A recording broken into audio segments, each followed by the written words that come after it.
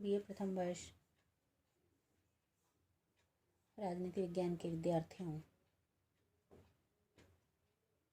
आज आपको मैं आपके द्वितीय प्रश्न पत्र प्रतिनिधि भारतीय विचारक के अंतर्गत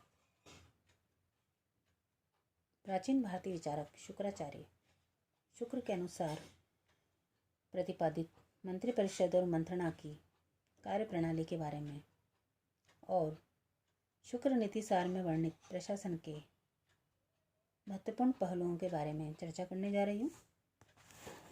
सर्वप्रथम आपको मैं मंत्रिपरिषद और मंत्रणा की कार्यप्रणाली के बारे में बताने जा रही हूँ। शुक्र ने मंत्रिपरिषद और राजा के द्वारा मंत्रणा के लिए अपनाई गई कार्यप्रणाली की विवेचना भी प्रस्तुत की।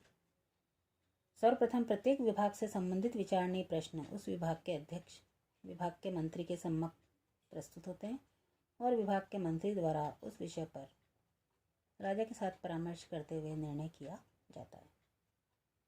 राजा अपनी ओर से किन्हीं भी विषयों पर मंत्रियों से परामर्श मांग सकते थे। शुक्र नीति के प्रथम अध्याय में कहा गया है कि राजा मंत्रियों का मत युक्ति सहित पृथक पृथक लिखित रूप में मांगे, फिर उस पर अपनी बुद्धि से विचार करके निर्णय ले। राजा को मंत्रियों के बहुमत का आदर करते हुए उसे क्रियान्वित करना चाहिए। डॉक्टर जायसवाल लिखते हैं कि शुक्र के विचार में मंत्रिपरिषद के संकल्पों को उच्च स्थिति प्राप्त थी। सामान्यतया राजा ऐसे किसी संकल्प की आलोचना नहीं कर सकता था।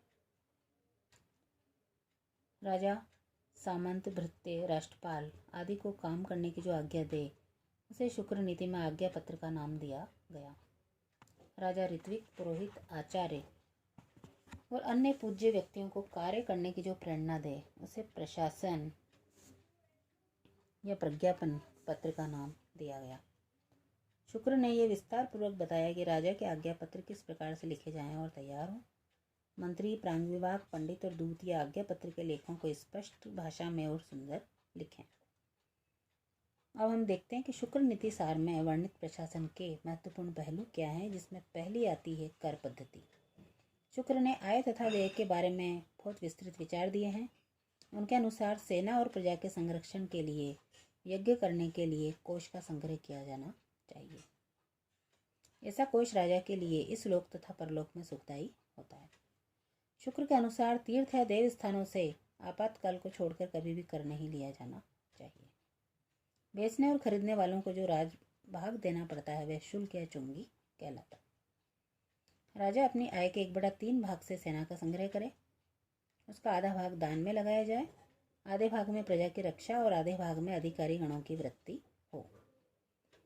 दूसरे नंबर पर स्थानीय सुशासन या स्थानीय प्रशासन के संदर्भ में भी शुक्र ने कहा है, जिस व्यक्ति को राजा 10 गांवों का अधिकार देता है वह नायक कहलाता है। जो 100 गांवों का अधिपति होता है वह सामंत होता है।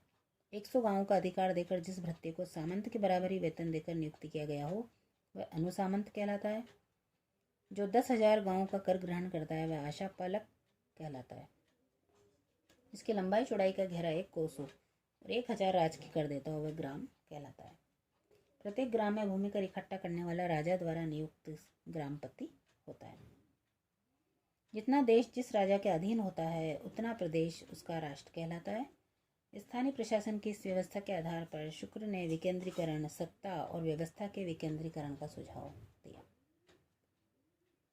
न्याय पद्धति और न्याय के महत्व के बारे में भी शुक्र ने लिखा है कि न्याय को राज्य का प्रमुख दायित्व माना जाए। राज्य का सर्वप्रमुख कर्तव्य है कि वे दुष्टों का निग्रह करे और सभी सज्जन व्यक्तियों के सम्मान और संपदा की रक्षा करें। शुक्र के मतानुसार राज्य कानूनों के स्रोत हैं, जिसमें प्रथम आते हैं धर्मशास्त्र, जातियां, प्रदेश और श्रेणियों के चलन और राजा के आदेश। राजा को दंडधारी होना चाहिए, क्योंकि सजा के भय से ही दुष्ट मनुष्य दुष्टता को त्याग देते हैं, चोर भाग जाते हैं और आतताई डर जाते हैं। शुक्र ने न्यायिक प्रक्रिया का भी विस्तार से वर्णन किया है।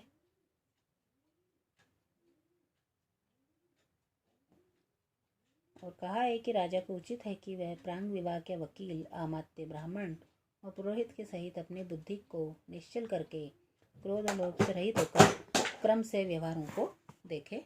धन्यवाद।